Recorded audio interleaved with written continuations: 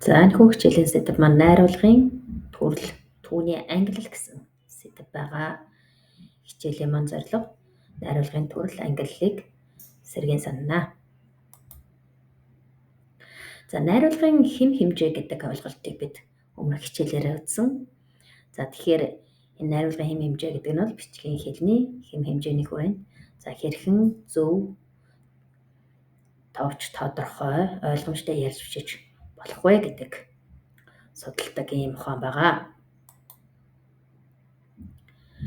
За найруулгын хэм хэмжээг дахин сэргээн саная. За утгын хэм хэмжээ гэж байна. За утга санааны хувьд бол зөрчилгүй, лог, холбоотой байх ийм хэм хэмжээ байна. За хэлний хэм хэмжээ. За энэ бол үг зүй, хэлцийн зөв хэрэглээг сахисан ийм хэм хэмжээнд захирагдах ёстой. За мөн хэв маягийн хэм хэмжээ гэж байна. За энэ бол найруулгын зорилго, нөхцөл хэрэглээнд тохирсон хэлбэрийг хэрэглэхийг хэлж байгаа. За хэл найруулгын соёлын хэм хэмжээ. За үүн дээр бол үг ярианы соёл, зөв харилцааны илэрдэг. За найруулгын хэм хэмжээ гэхээр за өгүүлбэр хоорондын уялдаа, логик, дараалал зөв байх хэм хэмжээ хэлж яах нэ. За жишээ нь хавар болдоггүй зүйл гэж үгүй, газрын хөрс гэсэж анхны борооцох байна гэх мэт. За жишээ бид өмнөх хичээлээр дурдаад үзсэн. За тэгэхээр энэ найруулгын төрлийн за судлагдсан тоймыг бол за унших материалаас илүү дэлгэрүүлээд уншаарай. За ямар эрдэмтэд хэрхэн судалсан байдаг вэ гэдэг энэхүү тоймыг бас дурдсан байгаа. За орчин цагийн монгол хэлэнд найруулгын төрлийг бол дараах байдлаар ангилж үздэг юм байна.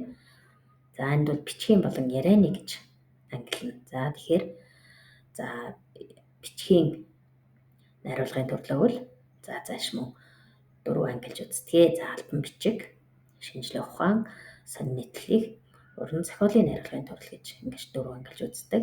За ингээд ярианы найруулгатайгаа нийт 5 төрөл байдаг.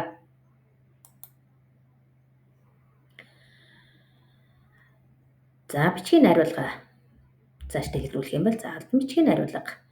За үүнд бол хэрэг явдлын тухай дэс дараалал, нарийн тоочин бичсэн баримт бичгийн хэл найруулга ордог. Өөрөөр хэлбэл за бидний өмнө үзсэн загварт найруулгууд энд ордог байна. За шинжлэх ухааны буюу эрдэм шинжилгээний найруулга гэж нэрлэдэг. Энэ төрөлд бол байгаль, нийгэм дэх хэрэг явдлын тухай өгүүлэхтэй за түүний зүй тогтол, харьцааг эргэцүүлэн дүгнсэн бичгийн хэл найруулга байдаг.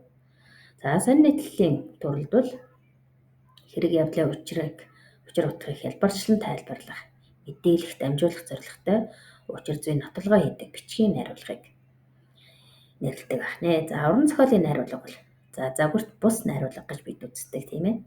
Байгаль нийгэмд хэрэг явдлыг утга соёлын үүднээс бүтээл зүтгэхийн түвшинд уран дүр төрслөөр бичсэн найруулгыг хэлдэг байна. Өөрөөр хэлбэл за уран зохиолын найруулгад бол за уран дүрслэл зохиогчийн өөрийн мэдрэмж сэтгэл илүү их туссан байдаг гэсэн үг.